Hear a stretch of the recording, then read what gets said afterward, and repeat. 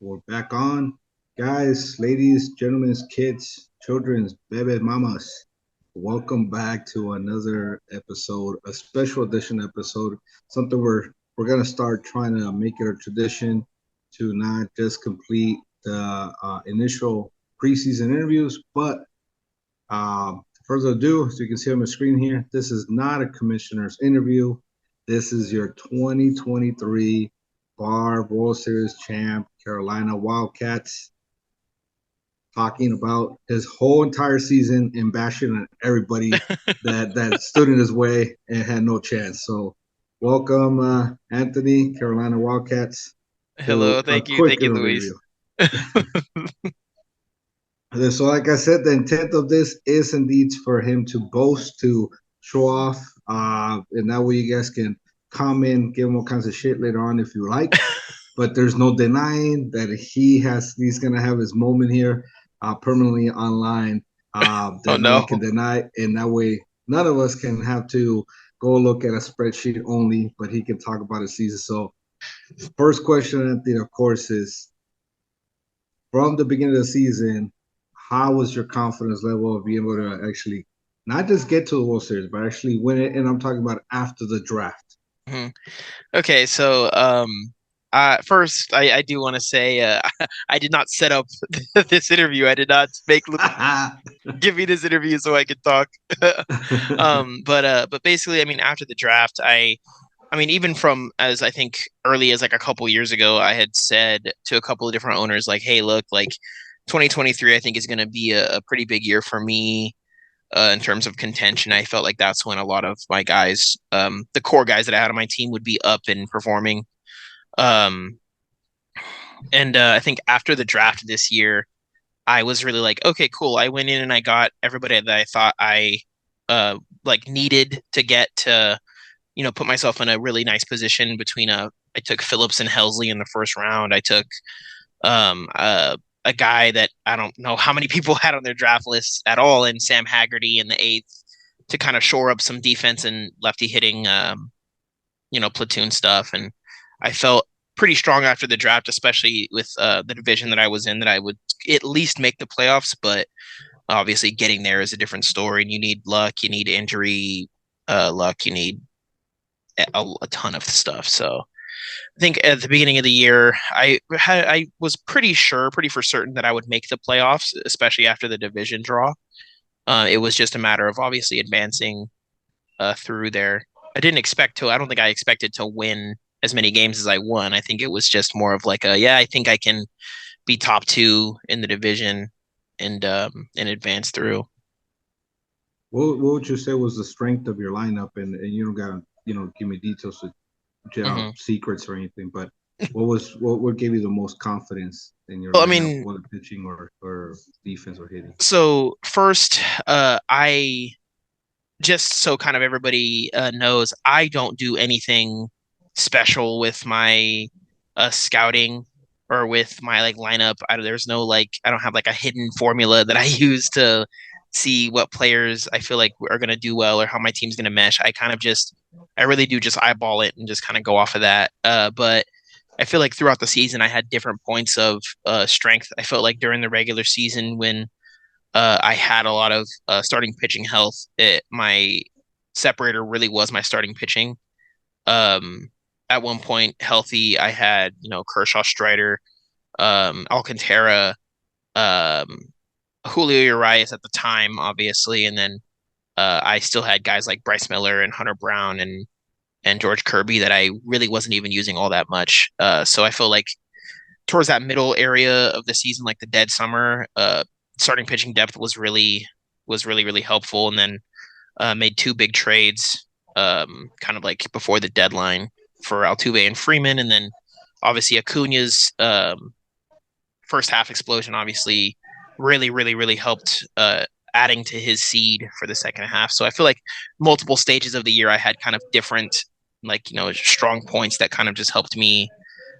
I guess if you want like an overall answer, I'd probably say I had a lot of depth. I think that a lot of teams didn't have. I actually had. So whenever I did have somebody go down, I had another guy who was able to step in and kind of fill in for him in his role until that main person came back. And when you mentioned some of these players, I think it's important to ask you because as the years pass, we was kind of look at what the rosters look like and what was who was on those rosters, right? So if you can name, I don't know, 3 to 5 players that just gave you that uh, advantage or just performed really well for you. Um, Obviously, as everybody knows, we're basing off of 2022 stats in the first half and 23 mixed with 22. But first half, like you mentioned, was it who would you say is your 3 players that just helped you out a lot, that you could rely on?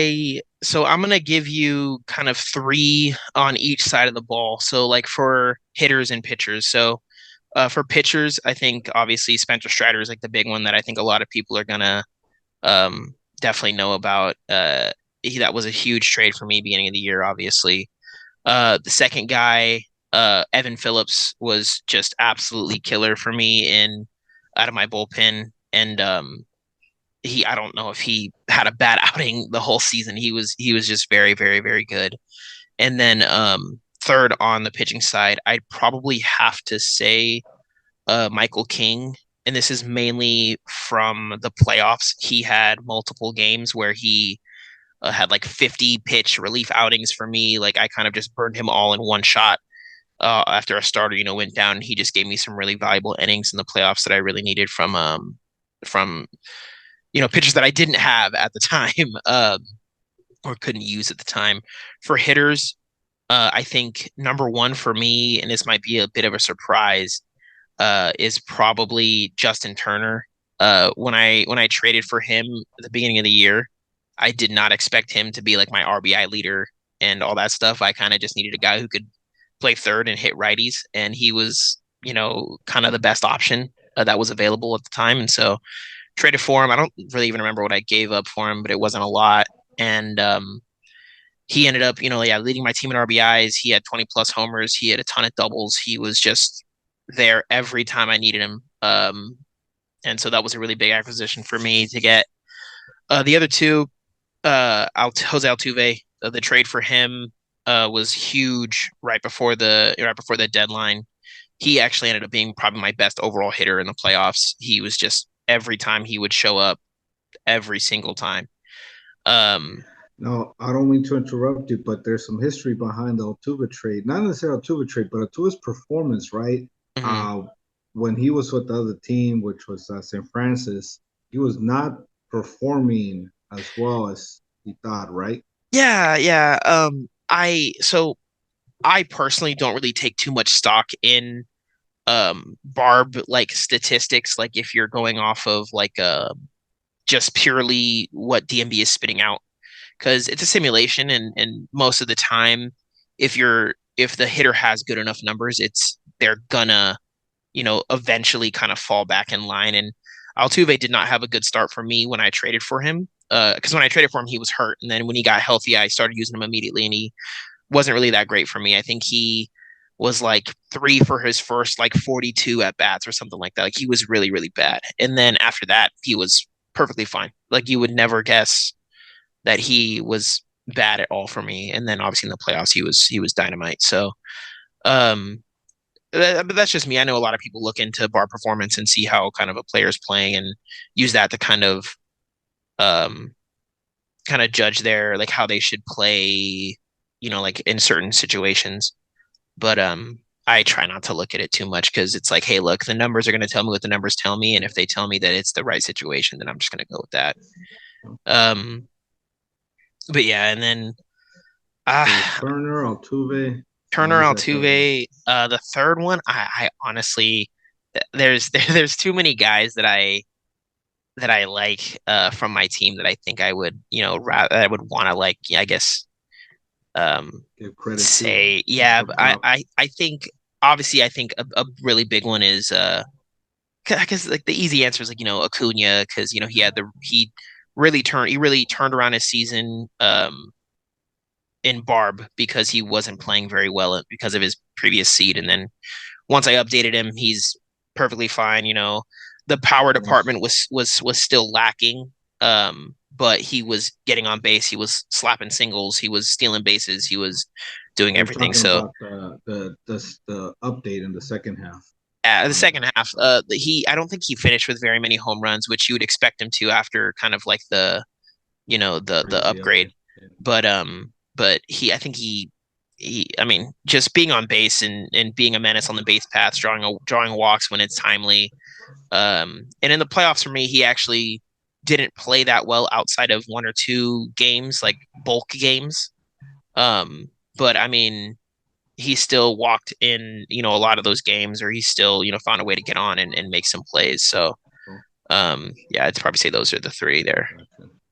And at any point, I mean, talking about your players, but was there at any point, or not at any point, but who were you most nervous about eventually facing, or whether it was in the playoffs or in the World Series?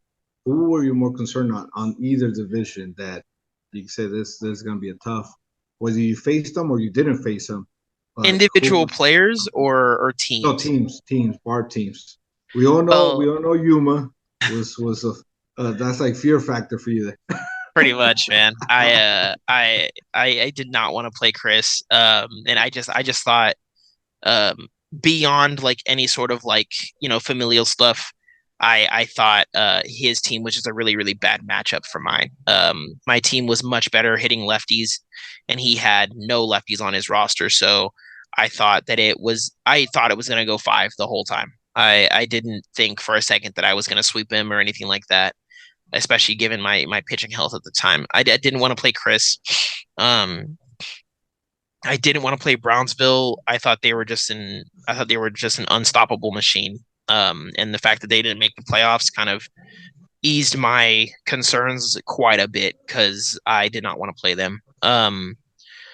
I I don't I don't want to say this and like stir the pot or anything like that, but I definitely did not want to play James in the World Series. I would have rather played Andrew in the World Series, and that's not saying anything bad about Andrew's team. Very, very, very good team. I was just terrified of James's lefty split. Just reminded me just like similar to Chris's team. He just had lefty killers up and down the lineup, and I wouldn't have been able to use, Kershaw because I only used Kershaw in one game versus Chris, and it was because I absolutely had to. And But Kershaw performed, right? against Chris, he I was mean, he performed rocky. like he performs in MLB. He was rocky, and then in against Andrew, he had two pretty good starts. But I didn't like the matchup for James and any lefties I would have thrown at him, Matt Moore, Brooks Raley, or Kershaw. So I just really didn't want to play James. Outside of really, it was really those top four guys.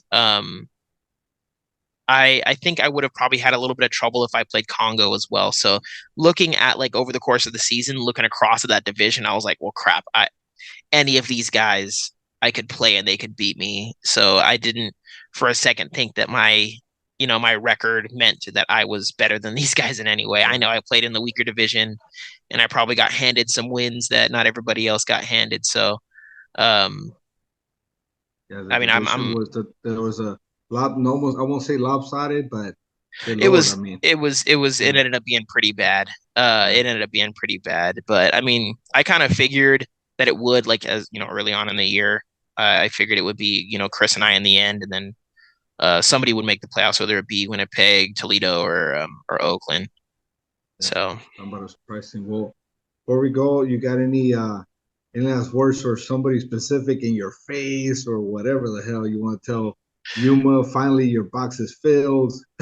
no, man. Uh, I am totally fine winning with grace and moving on to next year. As long as I mean, I'm just glad Chris can't come after me anymore. That's pretty much it. You Um, ruined it for him. hey, and that is totally fine. Gotcha. No, yeah, that's pretty much it. Well, before we go, since this is the first type of interview we do like this, I'm hoping we get some attraction with every winner each year. But I also, and I heard some chatter through Discord, right, about having some sort of recognition or something we can kind of send to one another that we can kind of show off and boast. So I'm showing off this. Maybe we start some sort of thing. This is from, maybe we create our own World Series ring to kind of, stitch every year so you guys can see. I know it's not that detailed, but you guys have the idea. Or we get one of these. Shoot, I can't even see. The video's bad. I'm gonna replace my face. There you go. So we get one of these. So you guys pick the ring or the commissioner trophy on there. So Anthony, what would be your choice? If I had to hypothetically choose, I'd probably choose the trophy. I'm not a very big like rings guy. So if I'm gonna have it like displayed anywhere anyway, I might as well just have that little trophy. Okay, cool. Well, everybody, place your votes. We'll find out after everybody gets together. We'll see what we end up with. Anthony, again, thanks a lot, man. And we look forward to the next one.